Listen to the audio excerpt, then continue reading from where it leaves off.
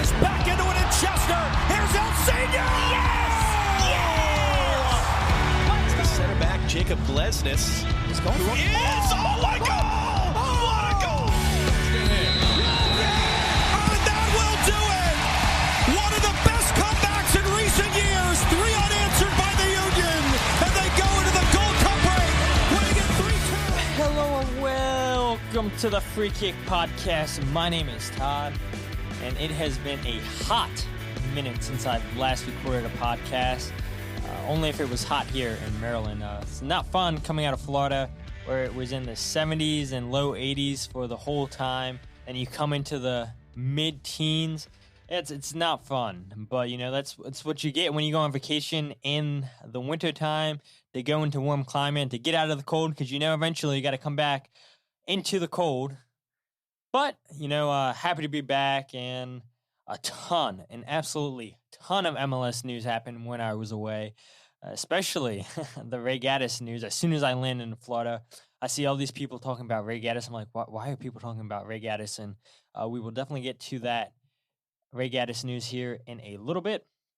But while I was away down in Florida, and like I told you guys the last episode, when I come back, I just want to have a whole bunch of Philadelphia Union fans on the podcast. I want to just talk to people that have been on the podcast before. I want to talk to people that haven't been on the podcast. You guys know me. I love talking to Philadelphia Union fans, but I especially love talking to Philadelphia Union fans that I've never met before, never had on the podcast. And that is exactly what I have today on today's show. I'm joined by a guy who probably has a lot broader of a sports team interest all over the country than myself. And he is no other than Mr. Kyle Almoney. Kyle, how are you doing, man? Hey, Todd, how are you doing? Hey, thanks for having me on again. Real excited for the show, and I'm more excited to talk some Union football. I think that's, as you said, I have a wide variety of teams all the way from Calgary to San Francisco to Miami to Minnesota. And lo and behold, you know, my wife's a diehard Philly fan. It's the one team we agree on. Hey, it's the best team. That's the only Philly team that I cheer on. And I don't know. I feel like I've said that before on the podcast, and maybe that's news to some people because, like, every time I talk to people, they're like, I guess they expect me to be fans of other teams, but now it's just Philadelphia Union. And then they're like, oh, you're from Maryland. You like the Ravens. No, I don't like the Ravens. You know, I'm the team that shouldn't be in the playoffs that somehow made it into the playoffs. And they'll probably lose this inning to the Kansas City Chiefs. But, you know, to see Ben get a win against the Browns, his last home game at Heinz Field, and then beating the Baltimore Ravens, yeah, it's always a fun time. But, you know, we're not here to talk about football, baseball, hockey, what other sport you're into, Kyle. I'm sure we probably have similar interests in them as well. But we're here to talk about the Philadelphia Union. So like you said, you were on the podcast briefly. That was when I went live on Twitter Spaces, and I forget what game it was that we talked about, or maybe it wasn't even a game. I'm pretty sure it was a game. Can't remember. That's what happens when you're gone for 2 weeks. But it was the Red Bulls game. Sorry to cut you off there. It was the Red Bulls game right after Glesnes' banger. I'm like driving home, and you're saying, hey, does anybody want to get on Spaces? I'm like trying to get home from Philadelphia. And as soon as I got home, my wife got home at the same time because she had to coach that night. I'm sitting here on my phone talking to you guys. She's like, what are you talking about? She's like all excited because of the goal. And I'm like, yeah, we're talking Union soccer right now. So absolutely. So it is nice. Like, I love Twitter Spaces and giving, like, it's kind of like a radio show, right? Where you give one person a chance to talk to the next person. But there is something special about, you know, myself and just another person where we can just go back and forth, where we can't say, okay, Kyle, sit down for like 10 minutes, let somebody else talk. So we can just keep going back and forth. So I do enjoy those conversations as well. But like I said, you know, you're a fan of the Philadelphia Union. And I just want to know, Kyle, how'd you get into the Union? How'd you agree that, okay, the Philadelphia Union is going to be the one team that I cheer for with my wife? How'd you get into soccer? I want to know it all.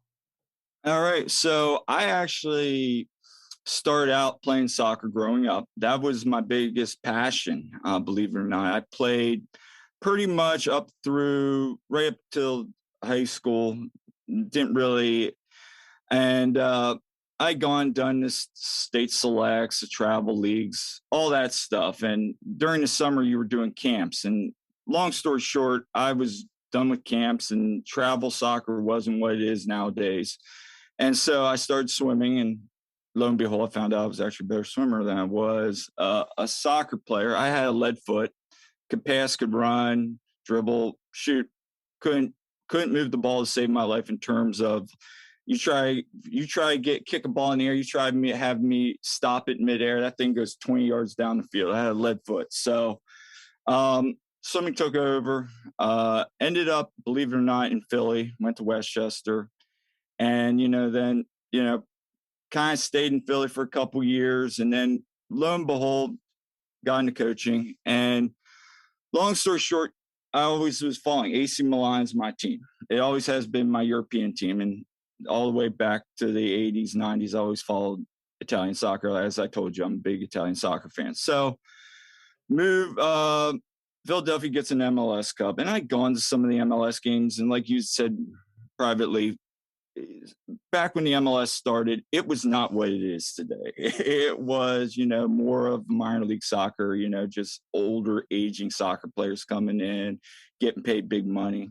It was what it was. And I was still around Philly a lot. And when the Union got a team, we would go to games and all that. And occasionally here and there, my buddies and I would go for maybe 1-2 games a season. And it was fun, but it wasn't Italian, European, English Premier Soccer. So I got into coaching, pretty busy with my life. And lo and behold, I hadn't gone for probably, 5 years, I would say. I hadn't gone to, and I follow them just see where they are in the standings and that kind of stuff. But lo and behold, we were at a banquet event, and there was a raffle for free Union tickets. And my wife was like, "Hey,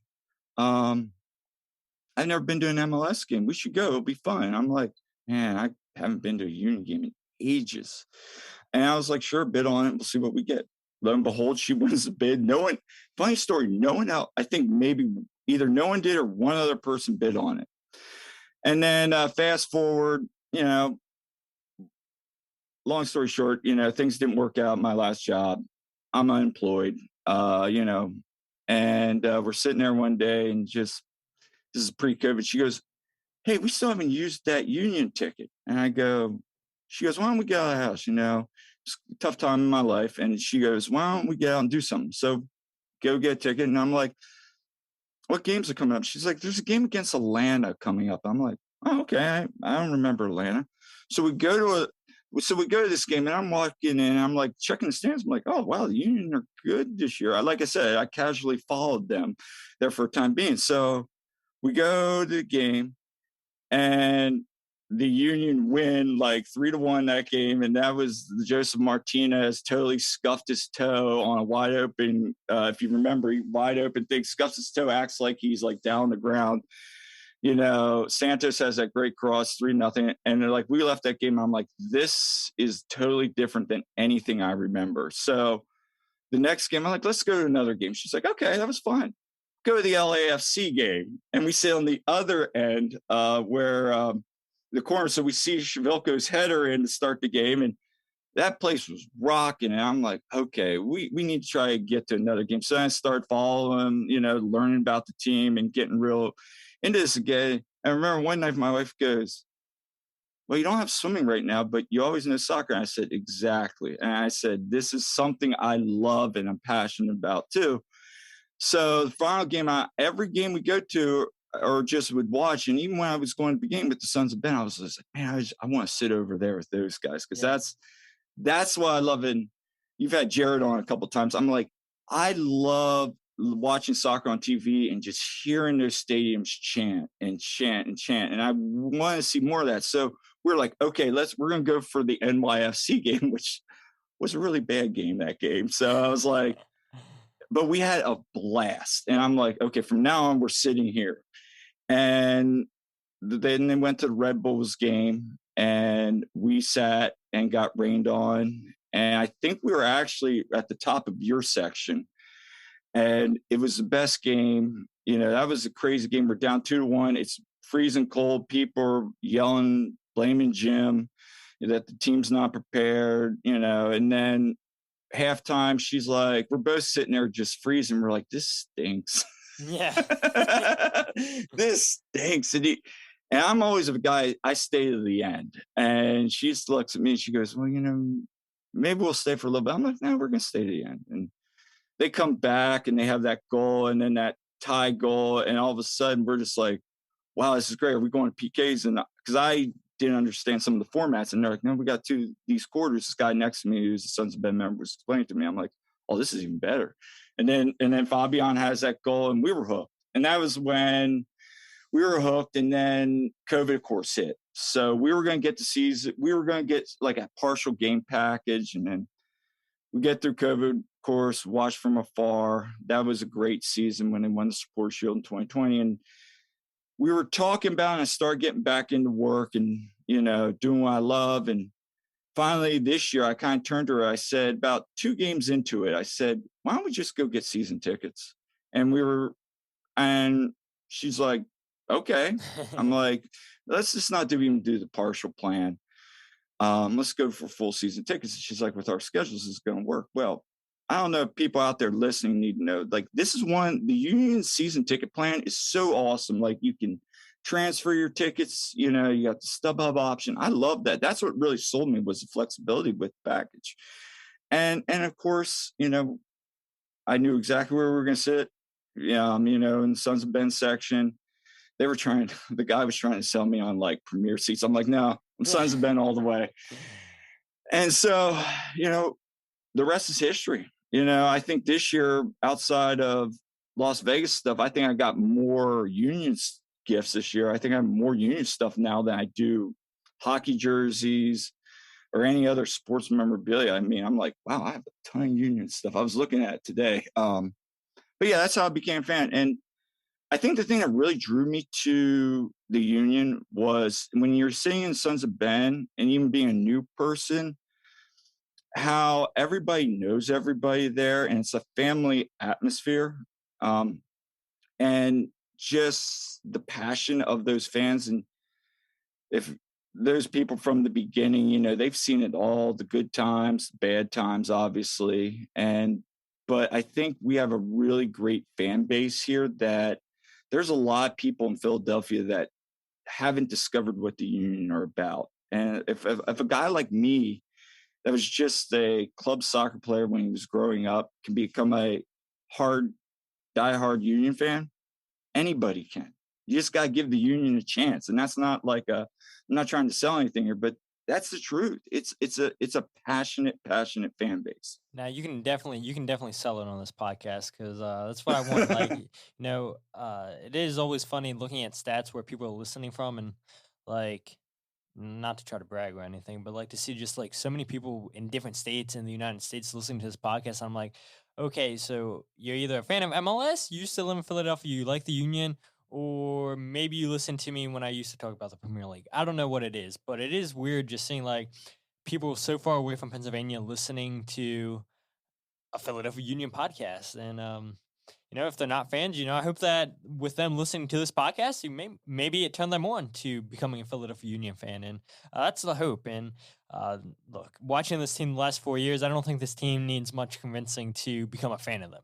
And you were talking about how you got into soccer, how you were just club soccer. You started going to a couple games when the Union first became a thing, and you're like, yeah, this stinks. This isn't what I was used to. Same story with me, right? It's why I stopped watching MLS in 2007.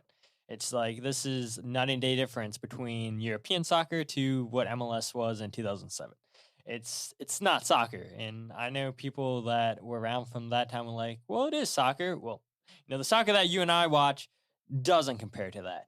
And you talked about being a fan of AC Milan, the San Siro, one of the most intense atmospheres in all of Europe. And when I went to my first Union game, like, you're used to seeing, people stand up and around the stadium, sing songs and everything, just make an intense atmosphere. And sitting in the opposite end of the river end, me and my buddy, we stood. And people were like, why are you standing? You can't stand here. If you want to stand, you got to go down there. You got to be with them. And like, that always struck me wrong. Be with them. Like, aren't we all friends of the Philadelphia Union? And like, the only time people would get up is on corners and everything, which is fine and everything. But like, at least we have that. Exactly right.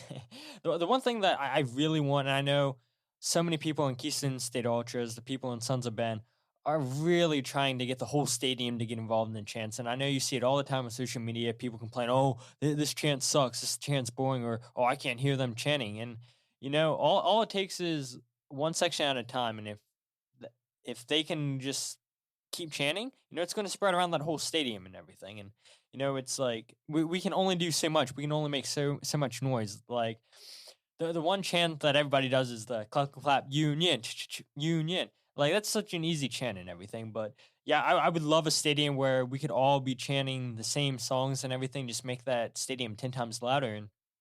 And you were just talking about how you got into the team, then you stood away for a while, and then you came back and everything. And I think one thing that helped the Philadelphia Union, where I'll shout out Jerry right now, he's doing Ticket Watch again. I think he said all of the River End sold out right now. So many sections in the stadium sold out. Talking to people that are friends with ticket reps and everything, they're saying this is the best year for season tickets and everything. Season tickets are hard to get because, look, I think a lot of that's credit to what the Philadelphia Union did in the playoffs. That game against New York Red Bulls, the Jacob Glesnes goal. I had to come home and do a podcast because everybody was so happy about that because everybody thought we were going into penalties. And it takes a world-class goal by Jacob Glesnes to stop us from going into penalties because, as you know, Kyle, penalties are 50-50. And when we saw Nashville, I'm sure you were nervous just like I was. And to see Andre Blake come on with 2 or 3 saves and then Nashville to miss the other 2 goal shots, I didn't expect that. And I think once people saw the Philadelphia Union beat a team that a lot of people thought they probably shouldn't beat, and then they go into New York City, comes there, and that place was rocking. And I think I was there 2.5, 3 hours before the kickoff. I mean, the Sons of Ben tailgate, so many people were there. So many people were marching into the stadium.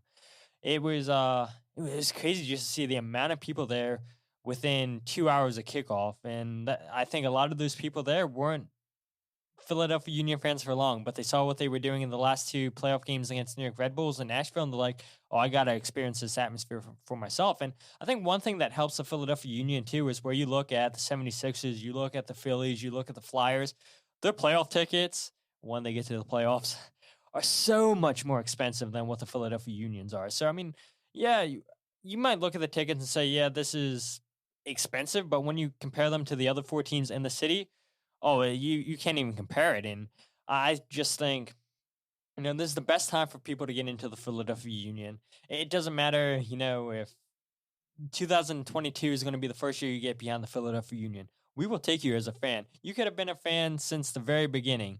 And like Kyle said, a lot of those people that you've talked to in the Sons of Ben have seen the highs, they've seen the lows, they've seen very, very lows, and now the last 4 years, I mean, it just seems like it gets better and better and better. And of course, we'll talk about the whole New York City situation, the COVID situation. I want to get your thoughts, see, are you over that situation? Because I think, there are some people on social media that are still a little bit hurt from it, but I think a lot of people are like, okay, let's just go on in 2022 and make that our year. But yeah, just I love your story there, Kyle. And like you said, you have teams all over the country, and the one team you and your wife agreed to is the Philadelphia Union. And glad to call you a friend, and glad to call you a fellow Sons of Ben member, and glad that we share a passion for the same team. And to see you just be so knowledgeable for just all MLS news and everything, where you came into this team, into this league again in 2019. I mean,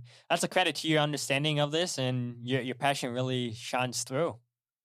And the interesting thing is, what I love about just even the Sons of Ben is I'm learning every day. Like you and I have talked about, there's things I'm learning, like with transfer markets, stats, analytics, because you and I have talked about, we love analytics. Like I was telling you yesterday, yes, it's 1 a.m. and I am on transfer market and looking up analytics, just because it's, as you said before, stats can be misleading and, all that. But at the same time, they justify what the eye sees. And so for all that, it's been a lot of fun getting back and learning, like just even the different formations, from when the MLS started now, how much soccer's involved with the formations. And it's just been it's so fun. And then again, like you said, with my wife and I, she'll joke with me all the time. Why can't you be an Eagles fan? Why can't you be a Flyers fan? Because every time I get home and she's home, she's always watching the Flyers. I'm downstairs watching my teams. And the thing is, though, like today, I'm supporting the Eagles because, that's my wife's team. And so by default, I'll always support her teams, and we went to the parade when they won the Super Bowl. That was awesome, so. And just going to school in Philly, I have a lot of friends that are diehard Philly fans. So I've always appreciated Philly. And I'll tell you this, Philly has a great, passionate fan base. They get a lot of, media hate, throwing snowballs at Santa. Sorry, guys. But, all that. But at the same time, they will get behind a team. And they are real fans. They are very passionate fans. And I love that about Philly. And I think our Union fans, that are soccer fans, are some of the most passionate in the MLS, and that's just as coming into it, and that's what really sold me on the Union is the passion of these fans. So yes, Yeah, I definitely agree. I think. Can you imagine if we would have won MLS Cup or look, maybe not even MLS Cup, if we would have won CONCACAF, like, like the atmospheres are crazy for the playoffs, and if I don't know if you were at the stadium last year 2 years ago, I guess it is now, when we won the Supporters Shield, when it was like 15% capacity, like that was cool and everything, watching the team lift the trophy, and we tried to get as loud as we could, but that stadium was nowhere close to being full because we were at the start of COVID. Nobody really knew what was going on, so they say, I think 15, 20, 25% capacity, that's all they can have. And that was a cool moment to be in the stadium, but if we win MLS Cup, if we get back into the CONCACAF Champions League one day, if we win that, oh man, that stadium's gonna be. Whew. I mean, we thought the playoffs were loud. I mean, we win a final at home, it's gonna be 10 times louder than what those playoff games were. But like I said, there is some MLS news I want to get to. I mean, there's so much, so I'm just going to talk about 3 topics, and they are as followed. LAFC and the Colorado Rapids, they've reached an agreement for United Cincinnati national team midfielder Kellyn Acosta for up to $1.5 million in GAM. Deal is $1.1 million upfront plus $400K incentives. The Colorado Rapids retain a sell-on percentage. Now, what's crazy about this deal is basically LAFC and Colorado Rapids switched Kellyn Acosta and Mark Anthony Kaye, because last season LAFC traded Mark Anthony Kaye to Colorado, and now this season Colorado is sending Kellyn Acosta to LAFC. Well, once I got reported by Tom Bogert, and then SB Nation's Colorado Rapid people came out with an article, and they said that the Colorado Rapids were working on an extension with Kellyn Acosta, but the sides failed to come to terms on a new deal. After years of European transfer rumors, most of them turned out to be false, they reported, with only real interest coming from MLS teams.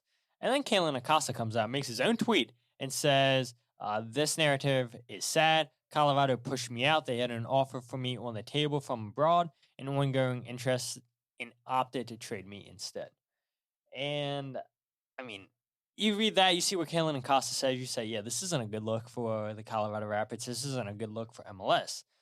But thinking about it, I do understand. You and I always talk about how MLS is a business. I mean, not just MLS, but sports. It's a business. And, of course, we want to see our teams hold on to the best players. We want to see them make a run for a Super Bowl, for MLS Cup, for a league title, whatever.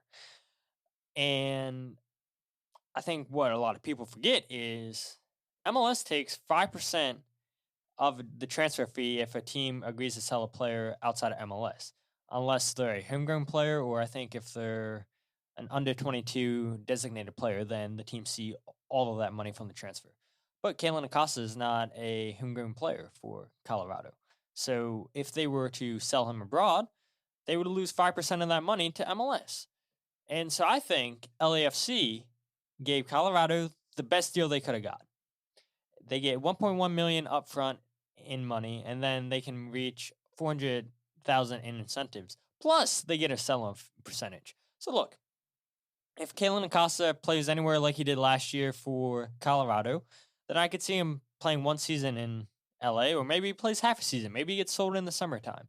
I think Kellyn's going to go in and be a professional, and he's made it known over the years that he wants to play in Europe, but the interest hasn't been there, or there hasn't been good enough offers. And it was reported that a team in Europe, after the deal between LAFC and Colorado Rapids, came to an agreement that a team wanted to take Kellyn Acosta on loan and with an option to buy. But they already agreed to deal with LAFC, so he was going to LAFC. Now, here's the other thing too, right? Yes, he was a Colorado Rapids player, and now he's an LAFC player, but the league holds the rights to the players, right? Not the teams. And I know that's a little bit complicated for people who are in Europe and everything to understand.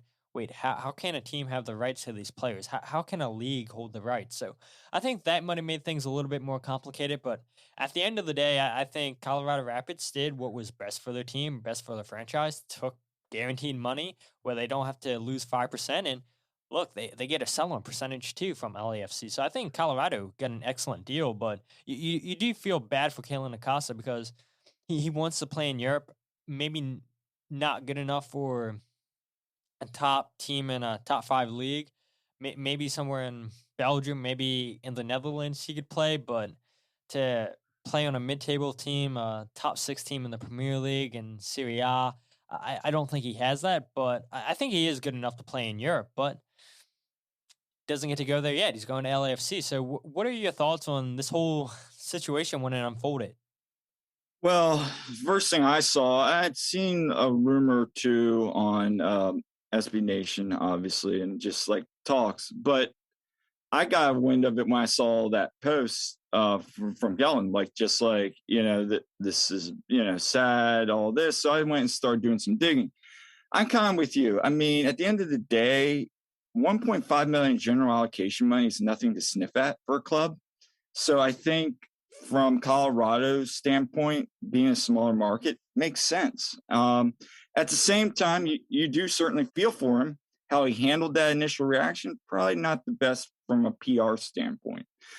Now, I did see a tweet where he kind of backtracked later, probably his handlers and people said, this is not a good look for you. He kind of came back. He's like, I'm going to play for LAC, give you guys everything excited to, start my next mission. I get that. I think it makes sense because at the end of the day, Colorado did good business. And I think LAFC gets another nice little player to go with their team because right now they've kind of sold everybody. Who do they have really? And I was looking over their roster, and they don't really have what they had 2-3 years ago. They got a new coach who, you can say what you want. He had some interesting USL experience. I mean, Las Vegas really didn't do anything when he was the head coach. They were kind of at the bottom of the USL. So it's an interesting thing. So they need to get a star player. So I think this is a good experience for him. If he can make it big in LA, then he can move on to Europe. And so from my standpoint, I think Colorado got a really nice deal out of it. LAFC is going to get a good player. It's a win-win. So, but at the end of the day, like we've said, players can want to go to Europe all they want. But at the end of the day, the league and the club own the rights to them. So it's business. And that's all it is. And he has to look at that and keep playing hard. And hopefully he gets another deal to Europe. So.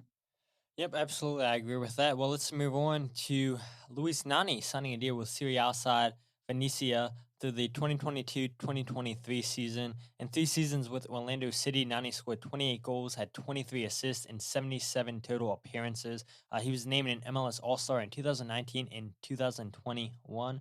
I thought Nani was a player who still had something to offer. I know I saw some Philadelphia Union fans say, I wouldn't mind taking a shot at Nani. I mean, I guess on paper that doesn't sound like a bad thing because you look at what Nani did for Orlando City compared to what Kaká did for Orlando City when he was at Orlando City, where Nani, I feel like, changed the whole mentality of that club, where I think in a sense Kaká did, and I think the signing of Kaká to Orlando City helped grow that fan base, but the signing of Nani to Orlando City pushed them to a level that they didn't have when Kaká was at the club, because when Nani was there, he's pushing these guys every single day, every single game to push for the playoffs, to be the best that they can. They get a brand new coach. We see what they did in the MLS back tournament when they go to the final against the Portland Timbers. They ultimately lose that to the Timbers. But the mentality when Kaká was at the club is, okay, it's Orlando City. We're gonna roll over these guys. These are an easy team to beat. It's Kaka's here for retirement. That's all it is. But then when Nani gets here, you see Daryl DK get drafted. You see what Chris Mueller does. It's like, yeah, this is actually a really decent team. And to see Nani leave MLS, I'm not surprised. But to see him go and play for a top league, I think that caught me off guard. And to see Venezia sign him for the rest of the season and then through the 2022-2023 season, Nani's 35 years old. And it is interesting to see that they have a couple other MLS players on their team with Tanner Tesserman and Busio, who used to play for Sporting Kansas City, and Jack DeVries is obviously on loan there from the Philadelphia Union. So it is funny to see Zlatan Ibrahimovic leave LA Galaxy to go to AC Milan. Now we have Luis Nani leaving MLS, going to Serie A. It's like, man, all these people are saying, oh, MLS is a retirement league. MLS is this, MLS is that. Well, you've got older guys that just left MLS, had interest from top leagues in Europe. So what really does that say about MLS? Like, these guys were playing at top competition. It's not like Nani came here to slouch off. Like, this guy was playing at his best. And yeah, I guess maybe it would have been cool to see Nani stay in MLS or maybe play for the Philadelphia Union, but we don't play with wingers. So where are you going to put Nani? But yeah, sad to see him leave MLS. And I guess you kind of expected that, especially when he released a statement when Orlando City decided not to pick up his contract, where he said, I'll cherish my time with Orlando City. I love the fans. I love the city. But he basically made it seem like, okay, I'm not going to play for any other MLS team in MLS other than Orlando City, and gets a deal with Venezia and Serie A. So what are your thoughts on that move, Kyle? So a couple things. First, with Nani himself, you hit it right on the head with, we've seen a lot of these big time players come into the league, like you said, retirement league, come in, they get their money, they're set up for the rest of their life, and they just kind of walk through the motions. Nani came in and he embraced Orlando City. He was a leader, I feel, in that locker room with that team. You saw like Daryl DK get better because of Nani taking him under his wings. Nani's really what you wanted from these big time players coming over into the league to kind of grow and develop the league, but at the same time also grow and develop the clubs, if that makes sense. Nani was a heck of a player, still is. And, I remember people saying, why wasn't he in that playoff game against Nashville? Well, that's the managerial decision. Did he even get in that game? I don't remember. No. So, from that standpoint, I think Nani's what you want if you're any club, from a talented European player coming over to buy into the club and try to get better. And then look what happens. He goes now to Italy, to a club that is basically MLS Europe. I like to make that joke. I mean, whoever's over there in that club, they're just pulling. But it goes to a bigger picture that even with Ibrahimovic, he goes to LA Galaxy, goes to Milan this year, and he's playing good again. Like before he went to Galaxy, he was kind of towards the end, like you said, retirement league. Comes in, like you say, he was kind of just going through the motions, still played well, but for the Galaxy, but he wasn't what he was. And he goes back to Milan, and he's doing well. So I think it's a credit to some of these players can come into the MLS and restart their careers and then go back and see that. So I think we got to get through this whole MLS's retirement league. If anything else, it could be a restart league for some of these guys that have been in the Premier League, Series A, and all these other leagues to come in. Okay, I'm not getting the looks I used to be. Now I'm going to come in here, try to do my best, and maybe a club will take me back. And if I play really hard and buy in, I'm going to get another payday down the road. It might not be the end. But for Nani, I think this is he gets to go back to Europe. He gets to go back, play in a top 5 league. And I think for him, for a lot of these younger MLS players, he might be able to lend some knowledge and some experience and help develop these kids so that, if they move on in their career. So I like the move. And I think, the MLS needs more players that come over, not just to take a payday, to buy into the league. And so it'll be interesting to see with some of these other big transfers that coming over this summer, even how they handle it. And so. Yeah, definitely. I mean, the whole Insigne thing was crazy to me where I thought that he was still good enough to play in Europe, but I don't think any team in Europe was going to offer Insigne the kind of money that Toronto was offering. So it's like, when am I going to get another big payday like this? Probably not. And you look at what MLS is. Look, who's to say, right, that Insigne, what was that, a 4 or 5 year deal, I think it was. Let's say he'll be, 35, 36, I think, when the end of the contract's up. Who's to say Napoli don't say, hey, look, come back here for a year? Just like AC Milan said, look, when Ibrahimovic was there, he was in the prime of his career, just starting out. And now he comes in just with a world of experience. And who's to say that Napoli doesn't do the same thing that Milan did when they brought back Ibrahimovic? You don't know. So, yeah, it will be interesting to see how serious Insigne takes MLS when he comes here in the summertime. But look, isn't that what the Philadelphia Union are, where Ernst Tenner signs people in the second, third divisions? Who knew who Jumir Montero was, Daniel Gaza, Kai Wagner, Kasper Schmeichel? These guys were in Europe for their whole careers, and they didn't want to be playing in the lower leagues, so they come over to MLS where they kickstart their career. And that's exactly what every single one of those players I just mentioned for the Philadelphia Union have done.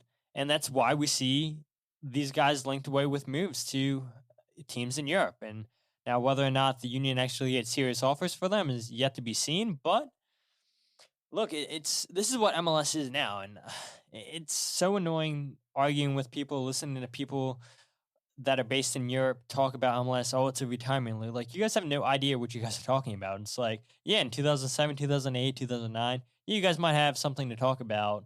You guys might have an argument to base. Okay, look, Ashley Cole's over there. I know they weren't over here in 2008, 2009, stuff like that. But I mean, you've seen it the last couple of years where more and more teams are going to South America, signing young South American players.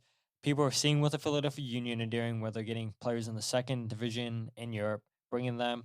They're playing well in MLS, and now they're going back to Europe because they had a good career. And it's only a matter of time before the Philadelphia Union sends some of those European guys back to Europe. And yeah, it sucks when we lose good players, and I've talked about it plenty of times on this podcast. Nobody wants to lose good players, but at the end of the day, it's a business, and we've talked about that plenty of times. But the last thing I do want to bring up that is newsworthy is what I mentioned at the beginning of the podcast. As soon as I land in Florida, everybody's talking about Ray Gaddis. He signs for FC Cincinnati on a 2-year deal with an option for the 2024 season. Ray Gaddis retired. Everybody was like so thrown off guard. Like, what? Ray Gaddis had a good season for us. Like, he's 29, 30 years old when he retired for us. Like, why is he retiring? And he says, yeah, I just want to spend more time with my family. And it's like, okay, we can respect that. It's like, what do we have in Bizo? We're not really sure what we have in him. But, Bizo gave us what we've never had on the right side of the field with Ray Gaddis offensively. Defensively, you kind of wish Bizo had the instincts that Ray Gaddis had. But I don't know, it kind of rubbed me the wrong way when I saw the news, because Ray Gaddis was talking about how, he loved his time with the Philadelphia Union, how he cherishes being a one-club player. And he comes out of retirement, signs for Cincinnati. And I think, I expected Chris Albright to take his ideas that he had at the Philadelphia Union with him to Cincinnati, because, it's how he got the job at Cincinnati, because of what he was able to help build in Philadelphia. To see him take player after player from the Philadelphia Union, to take staff from the Philadelphia Union, I mean, I guess that stuff's to be expected, but it still hurts, right? And Ray Gaddis, who just says when he retires, basically he's not going to play for any other team, and then he comes out of retirement to go to Cincinnati. I mean, good on him for still having a passion to want to play soccer. I wish him the best and everything. And, I was talking to a Philadelphia Union fan where he had this crazy theory where at the end of the season, Ernst Tenner probably told Ray Gaddis, hey, look, you're going to be on the bench, and we're going to cut you because we're going to go with Bizo. And so what did Ray Gaddis opt to do? He opted to retire instead, because he probably didn't want to be on the bench. He didn't want to be cut. And so he saved face and retired, and he went out on his terms. But once Chris Albright gets the job with Cincinnati, where they struggled mightily last season and the last couple of seasons defensively, they bring in a really good defender in Ray Gaddis. He gives you nothing going forward, but he can play defense really well. And the one thing I'll always remember about Ray Gaddis. We were playing New York City in 2019, I believe it was. I think it was, who was the striker? Was it? I want to say David Villa, but I don't think it was Villa. It might have been Tati Castellanos. We threw everybody up for it and everything, including Andre Blake, and we don't get a goal out of it. And here goes New York City on the attack. And who's the first player back there? It's Ray Gaddis. And, I have respect for Ray Gaddis, the way he plays the game defensively, for what he's meant to the Philadelphia Union all those years. But now he's not a Philadelphia Union player anymore. I wish him well. The one thing I am a little bit confused about is why did Cincinnati sign Alvis Powell, where he's kind of like Ray Gaddis, maybe not as good defensively, but he doesn't offer you anything going for it. We saw that when he was here with the Philadelphia Union. And then they go ahead and sign Ray Gaddis. And now you have two defensive right backs. And it's like, are they both going to be okay with splitting time with each other? Because I'm sure when Alvis Powell signed with Cincinnati, he expected to be the starting right back. And when Ray Gaddis signed, would he want to sit on the bench for Cincinnati? Probably not, because if he did, then I feel like he would still be at the Philadelphia Union. But he retired, so I don't know. It's interesting to me that Ray Gaddis and Alvis Powell are both on Cincinnati, and there's no way that Chris Albright goes and says, okay, we're going to put Ray Gaddis on the left side, because, when Ray Gaddis was playing as a left back when Chris Albright was here, it was doable, but I don't think it was the best thing in the world. Ever since Jordan Harvey left, we were always trying to fill that left back role, and it's like, oh, we draft Ray Gaddis, who's a right-footed player, but we're going to play him on the left, and he did okay, but he's a lot better on the right than he is on the left, so just a little bit confused that they have Alvis Powell and Ray Gaddis, and it's not our problem, right? No, it's not. My whole thing on that, I kind of like you. I was kind of, when I first saw it, I was like, what? And it kind of took me back too. And this is like, well, wasn't this like just a couple of days after they got Powell too? They had signed Powell like just a couple of days earlier. And I remember sitting there thinking to myself, okay, when coaches move on, because I've had coaches that have moved on, and they sometimes will take a staff, or even somebody will transfer out and go with them. I was seeing myself, Chris Albright, are you going to create another Philadelphia Union style team, or are you actually going to take the lessons you learned from Philadelphia and make a super team? Or are you going to do what some coaches do? You see it in football. They try to run the same thing where they came from, and it doesn't work out. So I thought that was interesting. Yeah, Chris is going to hire the people he knows to start out, and that makes sense. That's business. That's good business. So it rubbed me the wrong way in the sense of, okay, why did he retire? And then how was he able to come back? Was it just like, oh, I retired because I thought that was the end, and then I took a year off and I still got that itch, and now I think I can play at that MLS level again? Maybe. I more tend to think that Pat sat him down and said, look, I would like to maybe down the road make you a coach, if you're okay with it, kind of like what we see with some like El Seno and Cologne. We see them kind of doing the same thing, getting their cards and everything. So that could be something. Also, bringing in a guy that has experience with how they want to run their defense. So I think I kind of took it like, okay, he's bringing in the pieces with Ray Gaddis so that he can get the defense he wants. In terms of playing, I don't think Ray Gaddis is going to do much, and it's going to be an interesting thing with him and Alvis there, because, or like you said, are you going to start one on the left, one on the right? You might. I found that interesting, but a bigger picture, it's just, to me, it seems like there's something else, and I'm not trying to start any rumors. There's something else going on with Cincinnati that they just love picking off our players. And again, like I said, it's knowing who you know, but there seems to be, my gut tells me there's something else going on there. And it could be just a friendly rivalry, like, hey, I'm going to bring some of the younger guys and bring them in. But, I wish him well. I wish Chris, I wish Pat well, I wish Alvis well. And be honest, I think the Cincinnati Union games are going to be a little bit of a low-key rivalry moving forward, which is going to be kind of fun, It'll be a friendly kind of rivalry. I don't know what your thought is on that, but it definitely made those Cincinnati games better. It's going to make them better this year. Yeah, well, I mean, it's pretty funny too that we opened preseason with a game against Cincinnati. So, uh, it's like, okay, well, it's like we took your assistant coach, we took your technical director. So let's go ahead and do things together as a club. And oh, look, by the way, we're starting to take some of your players too. So I don't know what's the next thing that's going to happen. El Seno, which I mean, I guess it wouldn't be terrible for us if El Seno went to Cincinnati just because he didn't have it this season. And yeah, he faced a lot of injuries this season, but yeah, El Seno in 2019 to what he was in 2020 and 2021.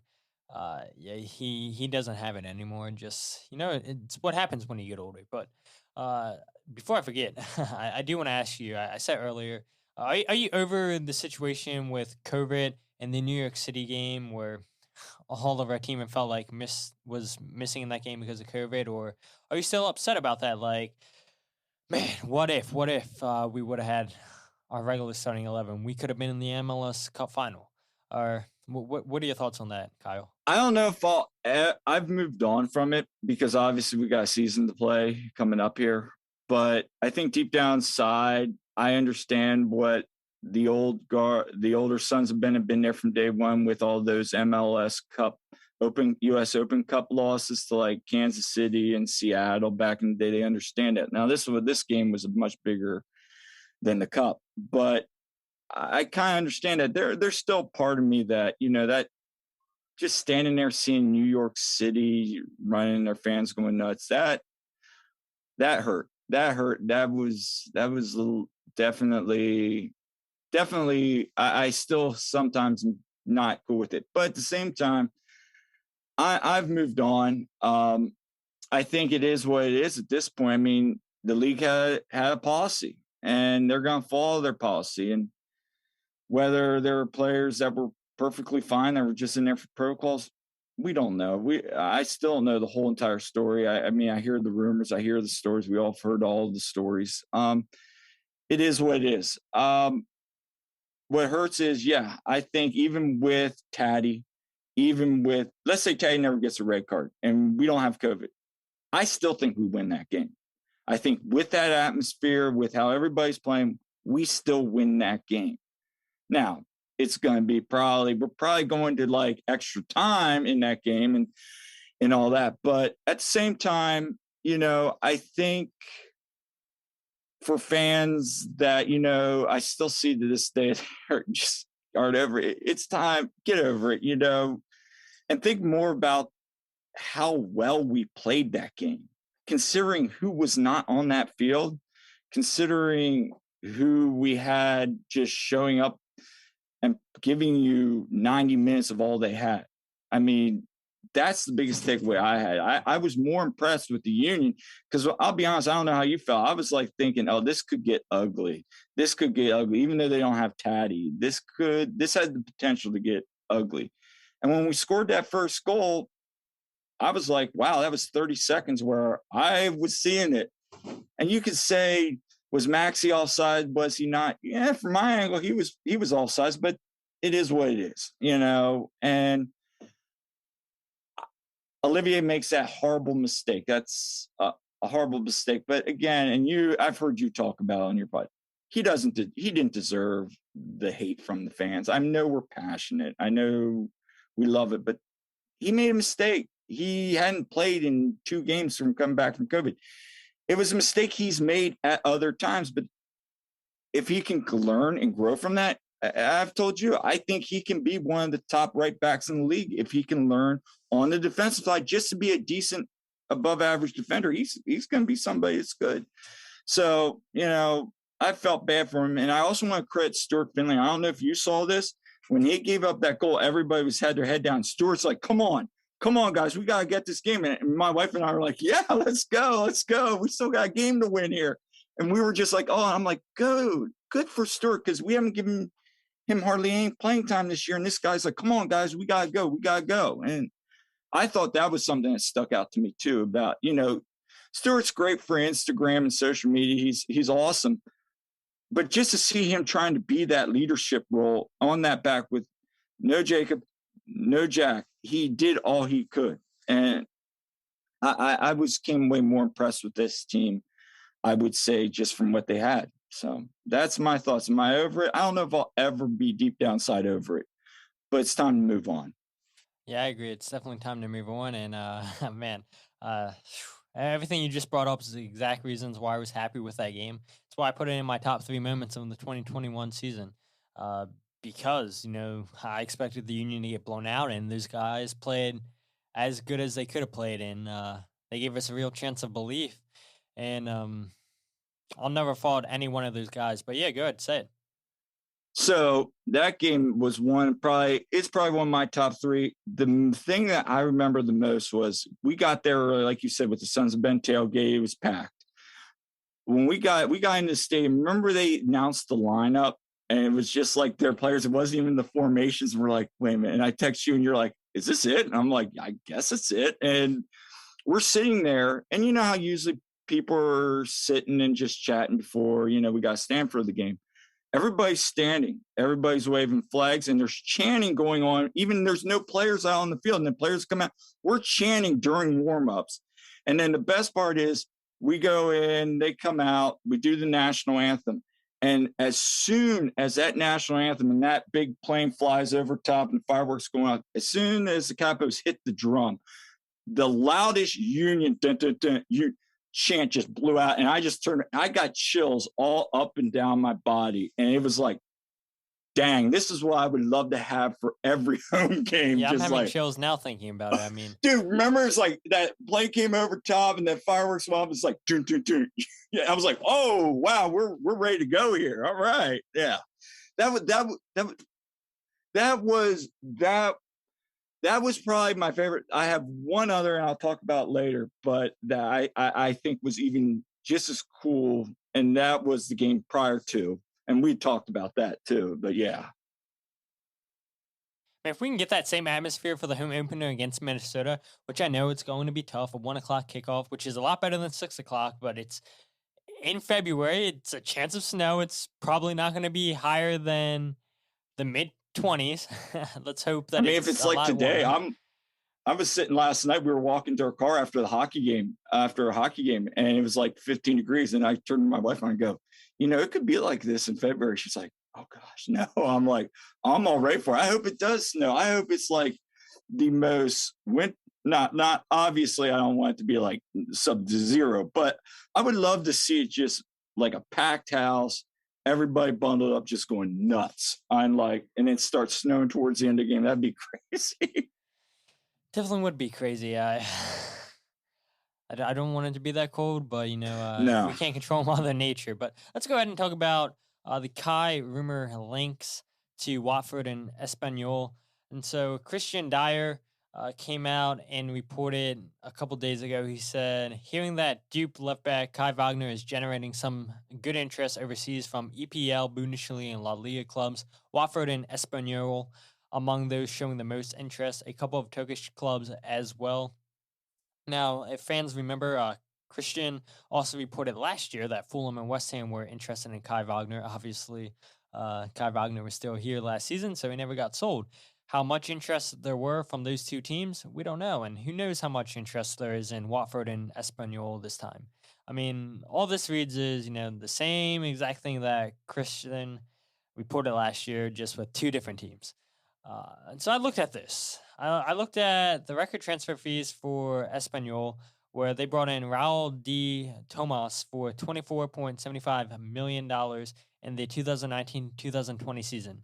It's not a lot of money, $24 million. I mean, yeah, it's a lot of money for MLS clubs, right? But when you compare them to so many teams in Europe, it's not a ton of money. 4 out of 10 of their highest transfer fees were center backs. 4 transfers all time between $5 to $8 million.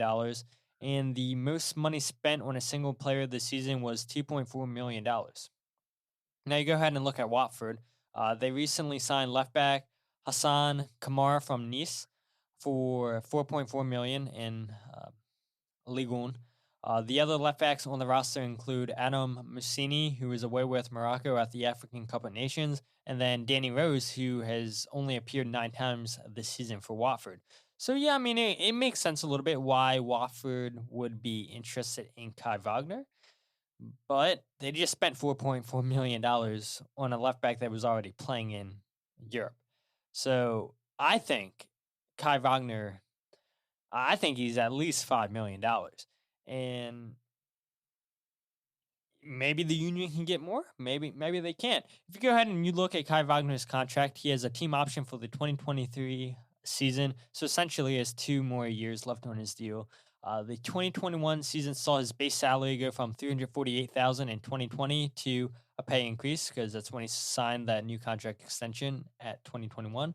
He was getting paid last season $450,000, and then Venue Veth from Transfer Market said a couple weeks ago that they haven't updated player values on Transfer Market since November. He said Kai Wagner's current $3.3 million value will rise significantly when they updated in February, he said. And look, I said $5 million is the least amount of money that the Philadelphia Union should take for Kai Wagner. If the Philadelphia Union can get more, hey, I'm all for it. $5 million should be the starting point for Kai Wagner, no more, no less. I can't really see a huge sell-on clause if the Philadelphia Union get it, maybe 10% at most.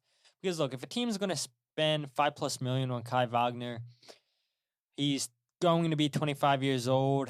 He has, after the season, a year left on his contract, then he's a free agent. A team's not going to offer you $5+ million plus a high transfer, a sell-on clause. So I don't expect there to be a huge sell-on clause, if one at all, for Kai Wagner. And like I talked about earlier, remember, MLS takes 5% of any transfers for non-homegrown players. So the Philadelphia Union played, what, $300,000 for Kai Wagner when they brought him in the 2019 season, and we're talking $5 million plus for Kai Wagner. Man, that would be amazing if the Philadelphia Union could. You're not even talking about quadrupling your investment. I mean, you're talking crazy numbers, from $300,000 to potentially $5 million for Kai Wagner. I think all of us would be here for it. I mean, yeah, Kai Wagner is the best left back in the league, but if you get an offer that good, we were talking before we recorded, it's like, if the Philadelphia Union got offered $10 million for Andre Blake, are they going to turn it down? No. You're not going to turn down any money if it's a good amount of money for any of your players, because we all know MLS is a selling league. So my thought is, number one, I and we talked about this. I don't think, unless like they blow him out of the water with like a $5 million, 5+. I mean, that's a starting bid. I like you said, the starting bid is $5 million. That we're not going any lower unless you're going to give me like an amazing sell-on clause. And even then, I don't know. My thought is, I think the front office knows that we're in our prime as a club right now, that they don't want to move on from him. I think they do want to respect his wishes. And obviously, if the money makes sense, they're going to move him, as long as we have somebody else waiting in the wings. Because right now, I can't see Nathan Harriel. I mean, he's more of a right back. Anton Sorensen, I've seen the film. He's nice, but you're not going to go from U2 MLS next to the big leagues MLS just right away and expect to replace one of the best left backs in the league. It's not going to happen. So I think but I think if the business is sense, and like you said, what we bought him for, if we could even get $5 million, that is so much good business and good investment. And it does suck. I don't want to lose Kai, but we have to look at the bigger picture. More money coming in for the club, and it's just more of a incentive for some of these Europeans from the second and third league to come over and say, hey, you know what we got for Kai Wagner? You want to go back over there? Come back over here, play a couple years, and we'll sell you. We'll bring it back over. I think, and it's the same way with the homegrown. We see what we do with like Brandon, and even now probably Paxton's going to be gone in a couple years. I mean, you saw his updated market. He was like what, like 400,000. Now he's like 1.9. I mean, we are doing, and I've told you this before, this club does more with less and good business. And I think that's something why other MLS teams are trying to emulate certain facets of what the Union. But I have a hard time, getting back to the rumors, I have a hard time believing a club that spent all that money on left backs is going to spend $5+ million on back. I have a hard time that some of these bigger clubs are going to spend that. And I wonder, honestly, if that's going to be the holdup. Now, you said that maybe privately that down the road he could get moved in the summer. I could see that, especially if, God forbid, we are not where we need to be at the summer point in the season. I could see somebody getting moved. But if we're in the thick of things and top three battling like we were this year, I mean, never say never unless you got somebody that is waiting in the wings. That's another Division 2-3 player that has high upside that we can just plug and play right into that position. So I think the rumors are true because there's obviously where there's smoke, there's fire. So I think there's going to be movement eventually. It's going to be more when, not if, That's my take on the whole Kai Wagner thing. So it could happen tomorrow. It could happen 2023. What I don't want to have happen is we just let him walk for nothing, like you and I were talking about one time. Like, I do not want that to happen. Yeah, it's the worst possible thing for the Philadelphia Union, where you have a guy who is done tremendously well to increase his market value. To lose that guy on free, that would suck for us. And maybe some teams in Europe are waiting for that opportunity. Maybe they are. We don't know. But if we have Kai Wagner here to start the season, I'm not going to complain because Kai Wagner makes us 10 times better than when he's not on the field. But speaking of new players, what players could not be here. So look, I think even with the Julian Carranza signing, I think we all still want another striker. And that's been the whole DNA of this club throughout their short history, is the inconsistency of all of the strikers they've had throughout club history. Now, all players go through rough patches. It's not just Philadelphia Union players, but I feel like our striker luck has been terrible since we came into the league in 2010. But I think we can all agree that we can't go into the season where our only strikers scored 22 out of 45 goals in the regular season. That's not good enough. For 45 of our goals, only 22 of those came from strikers, where Casper had 12 of those goals, where you only got 6 from Sergio Santos, 4 from Corey Burke. It's not good enough, and I think we all want a striker that can finish these chances that we're creating, because, look, we are creating a ton of chances with Jamir Montero, with Daniel Gazdag, with Ali Bedoya, with Biza, with Wagner, with the crosses. Even when we run a two-striker set, Casper is setting up a lot of chances for Sergio Santos, and he's not putting the ball in the back of the net with Corey Burke. So we just want a striker that can put the ball in the back of the net, and maybe that is Julian Carranza. But I would argue that that's still not enough. And that leads me to a tweet that I put out Friday, January 14th, where Tamari Palmer, I have no clue who this guy is. None of us knew who he was until we see a tweet he puts out, and he says, "Shout out to my guy Daniel. Got his first client signed to Philadelphia Union, straight from the streets of Ghana. Few bits of paperwork to complete, so I'll keep the name quiet. Wage structure looks healthy, I can't lie." So initially, I read that tweet as he's talking about a U2 signing for the Philadelphia Union. But then you send me a striker that is from Ghana, he's playing in Turkey, named Benjamin Tetteh. And you realize that he shares the same agency, Spox Global Sports, as Kai Wagner, which I thought was very interesting, because sometimes when we see multiple players at the same agency and these agencies have one player at one club doing very well, maybe the agency is going to try to get more of the clients to that club and hope that the club can develop more of their players as good as they did the one player that was already at the club. So I was like, okay, this is very, very interesting. Maybe there is something here on this.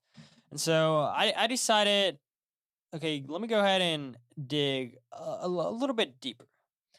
And so I noticed that the agency had an employee listed as Daniel Strayanov, and on Transfer Market, Daniel's listed as being Bulgarian.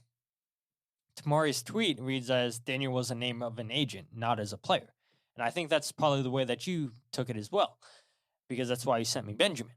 And so I did more digging and found that Daniel Strayanov has a LinkedIn profile, and the Daniel that I found on LinkedIn is also Bulgarian, and he has ties in the United Kingdom. And on top of all that, he works with agencies on transfer decisions. So I was like, this has to be the same guy that Tamari's talking about. And so look, you have Benjamin, who has a market value of $4.4 million. I think that's within the Philadelphia Union's price range. He shares the same agency as Kai Wagner. Spox Global Sports has Daniel listed as an employee. And then on top of all that, he's from Ghana. Benjamin's from Ghana. And I'm like, this is all aligning very, very well. Like, this has to be the player, right? And so I make the mistake, and this is on me 100%. I, little bit embarrassed that I said would instead of could in my tweet about Benjamin. I made it seem like, yeah, this is 100% the player because it did seem like it was the player, but I shouldn't have said would. I should have said could. But when things line up that perfectly, it's like, I mean, at the end of the day, I shouldn't have said would. That's what it comes down to. But I mean, just things lined up so perfectly. It seemed like this was the player. I remember I messaged you and I messaged somebody else. I was like, this is the player. This is the player. Like, this is amazing. Like, great job finding this out. Because it really did seem like it was the player. But then speaking with Timar off of Twitter, he wouldn't confirm the player that he was talking about, his name to me, or his position. He did tell me that the player that he was talking about currently plays in Ghana, has never played outside of Ghana, is a young player, had a deal agreed with the union in December. The player is going to be making six figures, and the agent wants him playing in MLS so he can progress and move to Europe in a few years. So in the message, he made it seem like the agent doesn't want the player playing for U2. He wants him playing for MLS. And so I want to know from you, Kyle. I want to know from the listeners. Do you guys think that this is BS to throw us off the trail of us potentially finding Benjamin as the player? Is Benjamin not really the player? Is it really a player in Ghana that has never left the country? Why would the Philadelphia Union pay six figures for a player that has never played outside of Ghana? Why would Ernst Tenner agree with an agent to say, okay, look, we're going to sign your player to the first team, even though he's never played outside of Ghana? This is his first professional contract. Why would the Philadelphia Union waste an international roster spot on a player like that when they already have 8 out of 8 filled? And keep in mind that Benjamin Tetteh was suspended for 3 games for punching a Gabon player. And because of that, I don't know if Ernst Tenner would sign a player like that has anger issues. So probably isn't Benjamin. I mean, Kumar is saying that I was wrong, that it's not Benjamin, which is fine. I'll take blame. But when I just laid it all out to you guys, like, transfers don't lay out that perfectly. And usually when you connect all these pieces together, there's something to it. And yeah, that tweet really took off. And then Kumar, after a couple hours, said, yeah, this is false. And, you know, I take the blame on that. But just what are your whole thoughts on just like finding this player? And then we put all these pieces together and like, okay, there's probably something to this. And then Timar comes out and says, yeah, no, that's not the player. It's some player that's never left Ghana. He's going to be making six figures. His agent wants him playing for the first team. That's it. So what are your thoughts with like just all these rumors? That's what they are. It was the weirdest thing because I saw that same tweet from Tamar, and then I went back to what Kevin Kincaid had put out a couple of days prior. Remember, we had a lot of Union players talking about all those players, and I just went on transfer market, and I'd seen from Jared, and that's when I posted that little Wile E. Coyote thing, looking like everybody on transfer market right now. So I went on there, did like the advanced search, pulled up Ghana, and the only one that really made sense was in the price range, striker, age, profile, just what the Union are looking for. And then you were talking about the agent with me, with Daniel, and then I found the Kai thing. And then as you and I were talking, I saw like 2 or 3 other Union guys like posting pictures of this guy, and I'm like, this is lining up too perfectly. And there for about 6 hours, we thought we had this really awesome striker that, you know, could be a potential 15-game scorer. But then I didn't hear anything. I'm thinking to myself, and then this guy came back with, oh, he's a lot younger and this and that. Where there's smoke, as I say, there's fire. And that was just either the biggest troll tweet I've ever seen. And again, it could be true, could not be true, or he got caught and the Daniel guy was like, yo, we want to keep this hush hush for right now. And so he was backtracking. But January 23rd, I would like to know if there's going to be a U2 signing, because isn't January 23rd when he's supposed to be announcing his play? Yeah. So I think it's very interesting. Obviously, there's going to be a player out there, and I think there's several that we are looking at, and there's been reports that we are. So I mean, at the end of the day, yeah, he would have been an interesting thing, but then he goes out and punches that Gabon player that night. That was funny. So my thought is that was just too perfect. That was a funny 6 hours of just, we all thought we had a striker, and it's funny how that all turned out. Yeah, definitely, and I definitely, I definitely take the blame for that, for saying would instead of could, because I think I got a lot of people's hopes up when I said would instead of could. I don't know, maybe it is, maybe it is, because I don't know, it's weird to me that there's so many of those those lines connected, so many of those dots connected. And like you said, maybe insane. it's the biggest troll job on the internet. Maybe somebody figured, let me throw a random team out there. Let me look up agencies. Let me look up a name of somebody that works at the agency and roll with that. And well, Union Twitter, usually when there's a rumor, we're all on that within an hour to find out everything we can about that player. And yeah, it's what happened with Benjamin Tetteh, and I guess it's not going to be the player, but the Philadelphia Union did sign Julian Carranza on loan from Inter Miami. Just real quick, I want to get your thoughts on that. It's a loan for the whole season with an option to buy. Julian Carranza had 3 goals and 38 appearances for Inter Miami, but battled injuries, didn't get a lot of playing time in his time in Miami. So what are your thoughts on that signing? I like it, and here for a couple of reasons. Ernst came out and said this is the kind of style of player. If you notice, he is an amazing finisher. Now, at least he was in Argentina. He could finish that ball really well. Where do we struggle the most? Finishing. So I think he's going. Now, I see a lot of people saying, oh, well, he's not, going to be a 10. Why do you only score, 3 goals in MLS? I don't think he's the one, but I think he's somebody that we could develop. He has the tools and characteristics. And look, we need more options at striker right now, more competitive. Ernst even said that. We need more competition in that room. I like him. I think he's going to be a nice spot start coming off the bench, change of pace guy. We'll see. But, I'm being cautiously optimistic, but his film is nice. But again, I think we just got to get somebody else there. I mean, he's going to be a nice depth piece, especially with international windows and all that. So we'll see. I like him, but again, it's more, we need more there. Any other positions that you would look at for the Union to upgrade, or are you happy with the way that the team is right now, assuming nobody leaves? Assuming no one leaves, I would like to get another defensive piece, maybe another more experienced left back or center back there, because I don't know what's going on right now. We only have 3 center backs.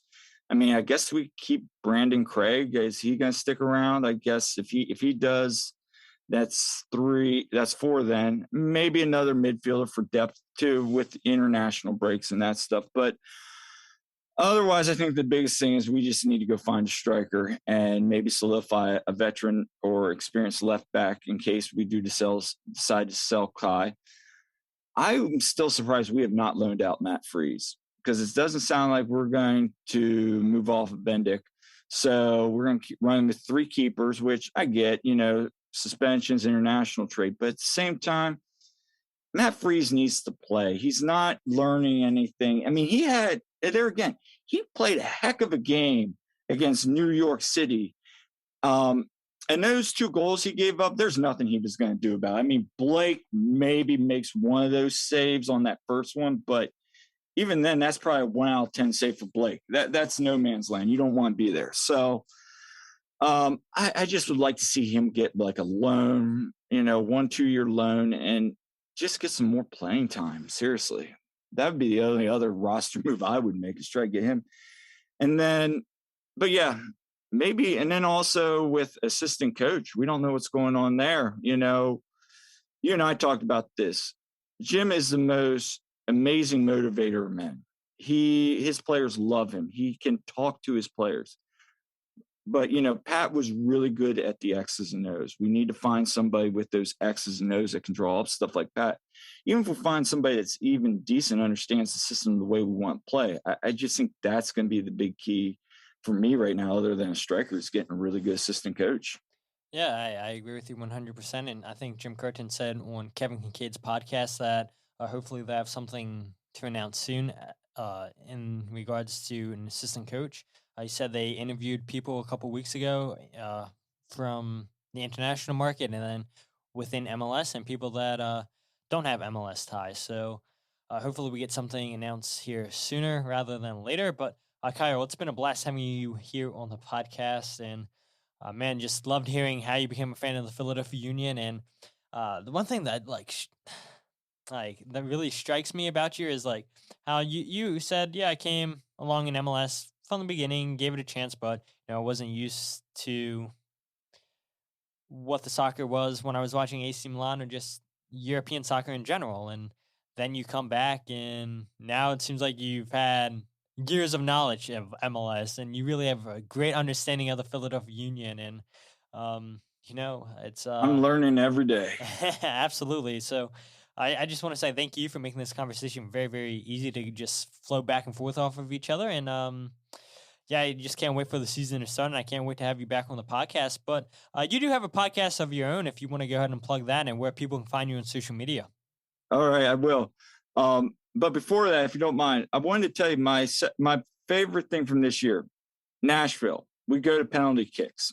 All right. My wife turns to me. She goes, "So what happens now?" I go, "We go to PKs."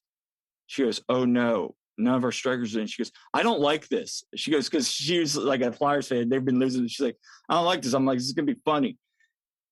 The energy when. And I go, well, this first PK, because here comes Hani Mukhtar. I'm like, oh, this is perfect. Blake versus Mukhtar. The Blake, and it just kept getting louder. Like that right there, still to this day. Like if I'm having a bad day, I'm watching like those highlights because you will see Blake read 3 out of those 4 shots. The only one was Walker at the end there. He misread that one.